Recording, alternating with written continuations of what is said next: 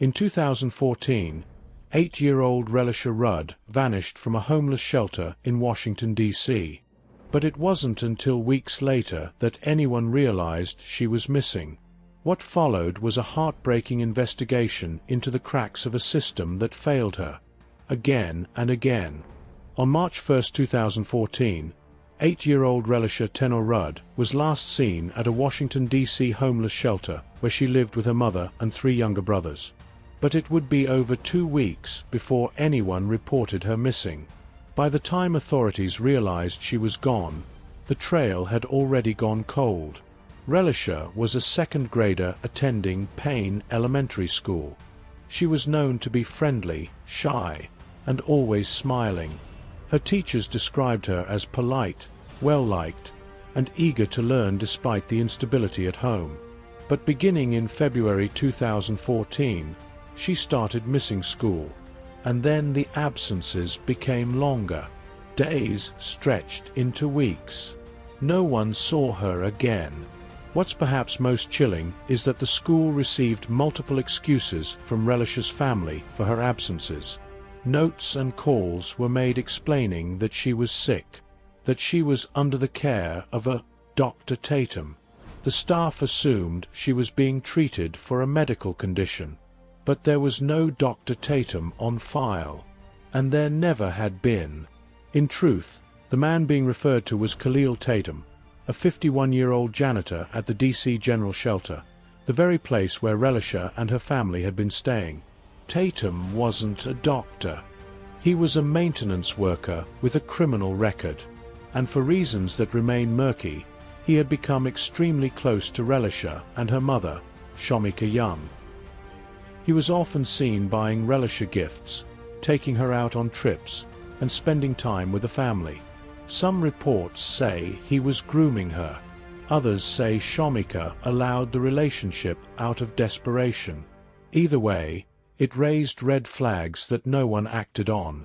By the time the school counselor became suspicious, it was already March 19th. That's when they contacted Child Protective Services. And that's when everything unraveled. Authorities traced the fake doctor, Khalil Tatum, and began their search. But instead of finding Relisha, they found a series of alarming discoveries. Security footage showed Tatum at a Holiday Inn Express with Relisha on February 26. It's the last known sighting of her. In the days that followed, Tatum purchased a shovel, lime, and large trash bags. On March 2nd, the day after she was last seen, he was caught on video buying bedding and cleaning supplies. Police began to fear the worst. Then, on March 20th, Tatum's wife, Andrea, was found dead in a motel room. She had been shot in the head. The weapon used matched a gun Khalil had access to. Authorities now believed he had murdered his wife, and possibly Relisha. An Amber Alert was issued. News outlets across the country picked up the story. Volunteers, police, and federal agents began an intense search across Washington, D.C., Maryland, and nearby states. But it was already too late. On March 31st, Tatum was found dead in Kenilworth Park. He had shot himself with the same weapon used on his wife. Relisha was not with him. No sign of her. No note. No body. And no one has seen her since. To understand how an 8-year-old girl could vanish under the radar for weeks, we have to look beyond the headlines, into the places few dare to go. The D.C. General Shelter, where Relisha lived, wasn't just a temporary housing facility. It was a system-sized failure. A crumbling institution where families like hers were placed when no other safety nets were left. By 2014, the shelter housed more than 600 people, many of them children. The conditions were deplorable. Mold, broken security, vermin infestations, and overworked staff were the norm. The environment wasn't designed for protection. It was barely designed for survival. Relisha's family had been in and out of shelters for years. Her mother, Shomika Young, had struggled with poverty, housing instability, and family trauma. Those closest to Relisha said she often acted more mature than her age, used to adult situations, used to taking care of herself. That environment made her vulnerable, and it also made her invisible. When Khalil Tatum entered their lives, he did so not as a stranger, but as someone who worked in the building they called home. He brought Relisha gifts, a tablet, a Barbie doll, meals from restaurants the shelter never served. He took her to the mall, to the movies, to parks. Staff saw him with her. Some even assumed he was related. But he wasn't, and no one officially questioned the nature of their relationship. Tatum had a troubling history. He had been previously convicted of burglary and larceny, and yet he passed a background check and was hired as a janitor in a facility that housed hundreds of vulnerable women and children. He was also reportedly charismatic, friendly, the kind of person who could gain trust easily. That's what makes this case so chilling. It wasn't one failure that led to Relisha's disappearance. It was a chain of failures, a system that allowed a man like Tatum to build trust unchecked, a school that accepted vague notes without verification, a shelter that didn't flag his behavior, a city that didn't notice a little girl was gone until it was far too late. As the investigation expanded, more disturbing details surfaced. Security footage showed Relisha walking with Tatum hand in hand on more than one occasion, never appearing distressed. She had been under his care multiple times, and there's evidence to suggest her mother knew and allowed it. Some believe Shomika was being manipulated by Tatum. Others believe she made negligent decisions. But one thing is certain. The line between responsibility and victimhood in this case is blurred by cycles of poverty and institutional neglect. Tatum's access to Relisha spanned months. According to reports, he sometimes took her overnight. Once, she stayed with him for days. And yet, no criminal charges were filed before her disappearance. There was no urgent welfare check. No red flag triggered. Even when Relisha stopped showing up to school, the system moved slowly. The school sent inquiries, but when Shomika responded with claims about medical treatment from Dr. Tatum, there was no immediate follow-up. No call to verify. No knock at the door. The delay would prove catastrophic. When the school counselor finally sounded the alarm and contacted Child Protective Services, nearly 20 days had passed since the last confirmed sighting of Relisha. Tatum was already on the run. As investigators pieced together a timeline, they discovered Tatum had been shopping for cleaning supplies and lime, common in body disposal. He had withdrawn large sums of money. His phone data showed travel across the city and into nearby woods. Then his wife was found dead. It was only after these red flags exploded into public view that the city acted with urgency. But by then, the damage had been done. Relisha's story forced DC officials to confront the flaws in their child welfare and shelter oversight systems. It sparked public outrage.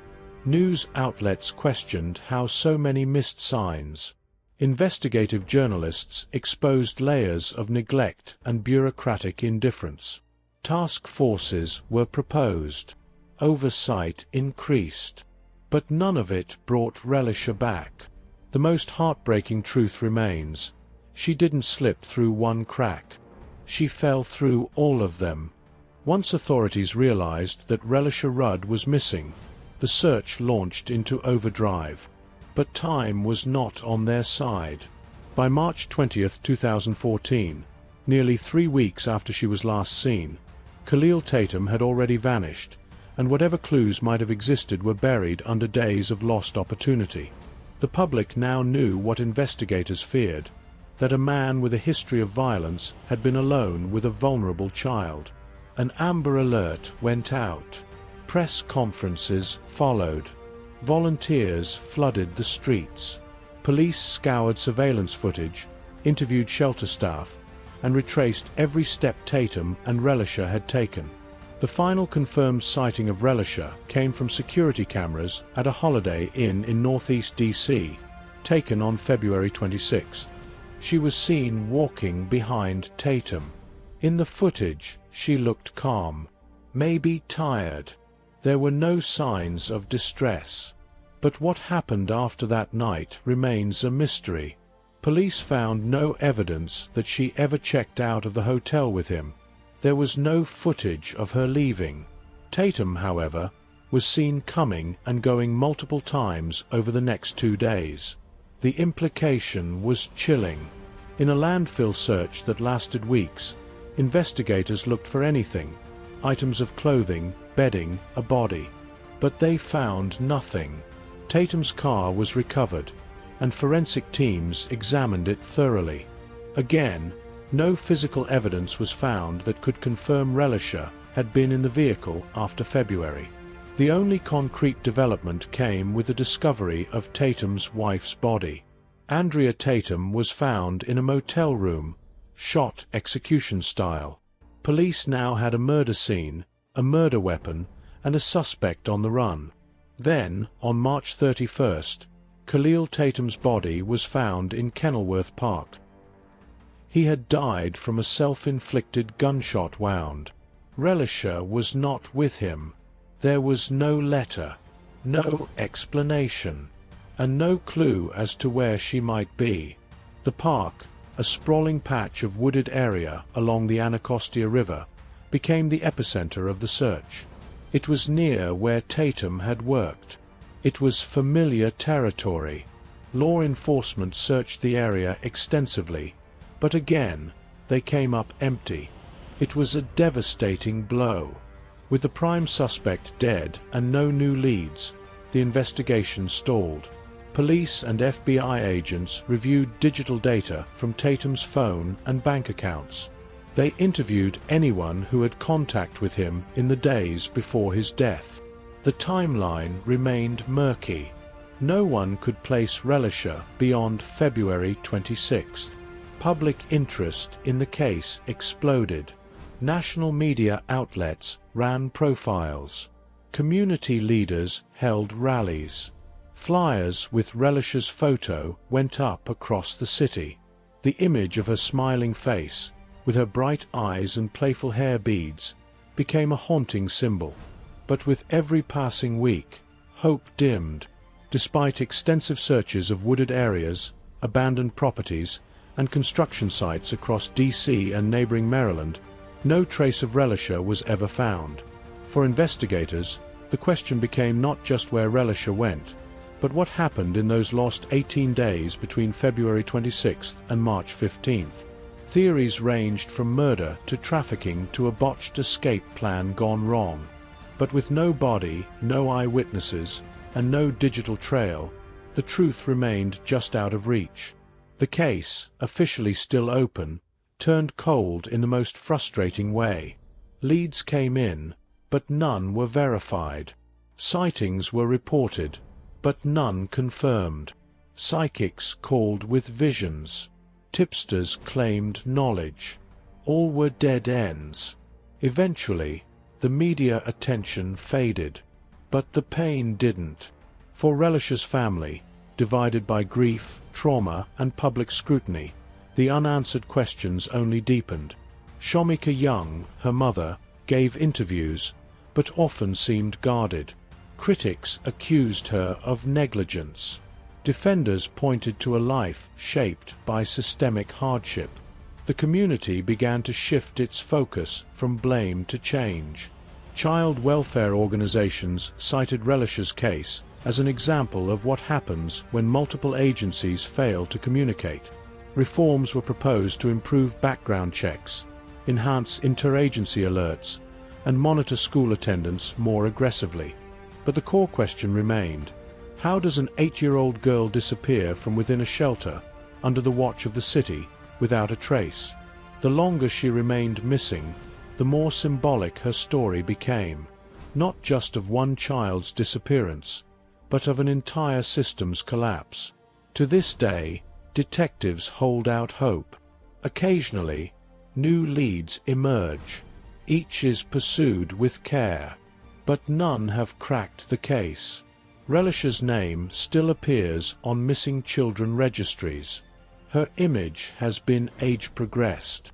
Billboards go up around anniversaries, and her case continues to be one of the most heartbreaking examples of how a child can slip through every safety net. What happened to Relisha Rudd in those lost days? The city still doesn't know, but it has never stopped needing the answer. After the dust settled, the heart of the Relisha Rudd case wasn't just a missing child. It was the painful realization that nearly every safeguard meant to protect her had failed. As the investigation faded from daily headlines, a deeper conversation emerged, one that exposed just how fragile the safety net really was for children like Relisha. The DC General Shelter was never meant to be permanent. It was a repurposed hospital turned emergency housing, but for hundreds of families, it became their only option. The facility was underfunded, overcrowded, and poorly managed. Background checks were inconsistent. Staff training was minimal, and the people working there were overwhelmed. Even when red flags were raised, there was no structure to respond quickly or effectively. In the months after Relisha vanished, internal reviews were conducted across agencies. The findings were brutal. Her school had failed to escalate her repeated absences in a timely way. The shelter had failed to monitor inappropriate adult-child interactions. Child Protective Services had no record of any serious intervention prior to the crisis, despite long-standing concerns. The cracks weren't subtle, they were systemic. Public outrage poured in. Community leaders held vigils and protests. City council hearings turned into emotional reckonings. And while officials made promises of reforms, oversight, change, the damage had already been done. One of the most haunting aspects of the case was that so much of it played out in plain sight. Tatum walked in and out of Relisha's life repeatedly, in full view of staff. He posed as a doctor. He signed her out of school. And he did all this without being challenged. Relisha's disappearance forced Washington, D.C. to reevaluate more than just shelter policy. It challenged how missing persons cases, especially involving black children, were handled by the media and police. Critics noted that the Amber Alert wasn't issued until weeks after she vanished. Others pointed out how little national media coverage the case initially received, compared to missing white children of similar ages. The phrase, "missing white woman syndrome," became part of the public discourse, and Relisha's case stood as a stark example. Despite the attention the case eventually received, many felt it came too late. Journalists dug deeper. Reports revealed that the city had been warned for years about DC General's failings. Advocates had documented safety concerns. Audits showed poor oversight. But little changed, until a child went missing. In 2016, under increasing pressure, the DC government shut down the shelter permanently. Officials pledged to replace it with smaller, community-based housing centers designed to keep families safer. It was a step, but for many, it felt like a response to public shame rather than proactive care. Meanwhile, Relisha's memory began to fade from the mainstream. Her face still appeared on missing posters, but fewer people talked about her. The urgency was replaced by resignation. For her family, and for those who still hoped, that silence was its own kind of pain. In interviews, Shomika Young said she believed her daughter might still be alive. She expressed frustration at how she was portrayed in the media. Some called her negligent, others accused her outright. But deeper voices emerged, suggesting the real blame belonged to a system that had left Shomika and her children in that shelter in the first place. Was she a perfect parent? No. But should she have been left to navigate that world alone, with no oversight, no guidance, and no support? That's the question the city had to confront. Relisha's story wasn't just about a child disappearing. It was about poverty, institutional neglect, racial bias, and what happens when bureaucracy replaces compassion.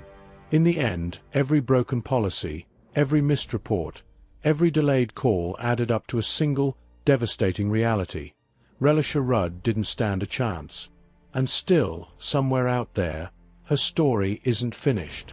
Years have passed since Relisha Rudd vanished, but her story remains one of the most haunting cases in modern American history.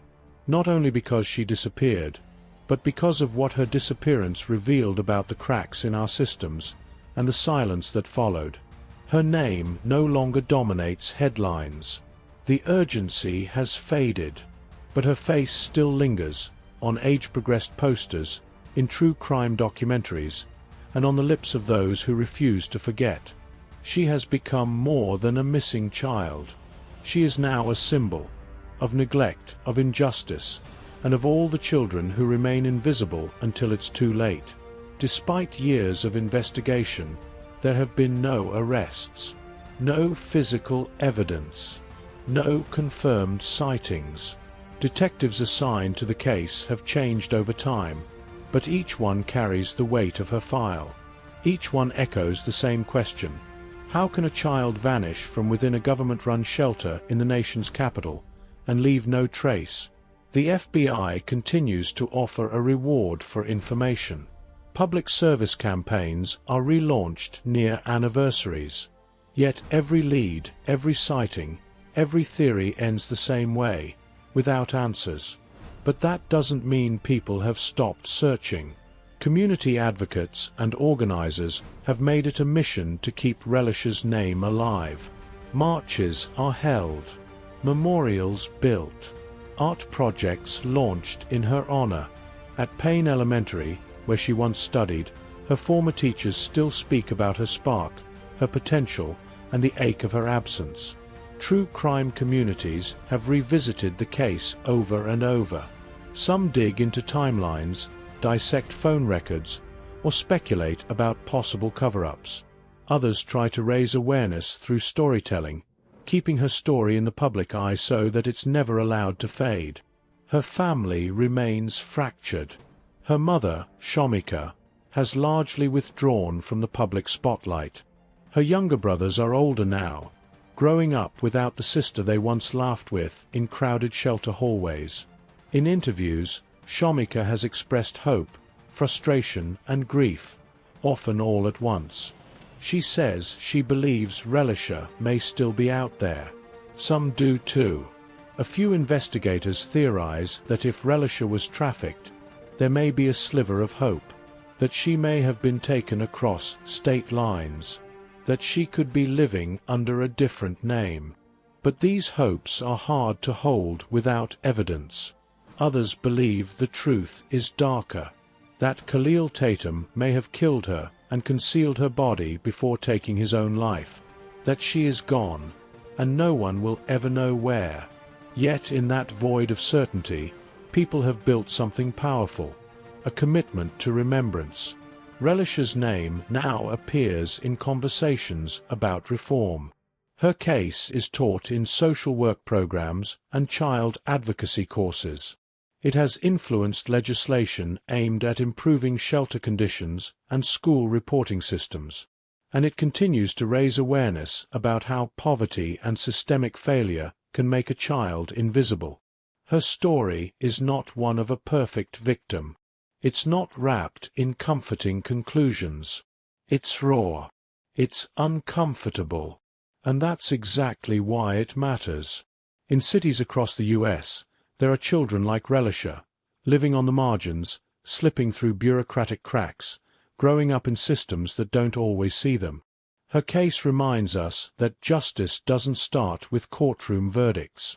It starts with presence, with accountability, with noticing when someone goes missing long before they vanish. So we say her name. We tell her story. We refuse to let her fade into a forgotten file. Because Relisha Rudd was more than a case. She was a daughter, a student, a little girl who loved to dance and draw, a child with a future that was taken before it began. And until the truth is found, her name is still missing.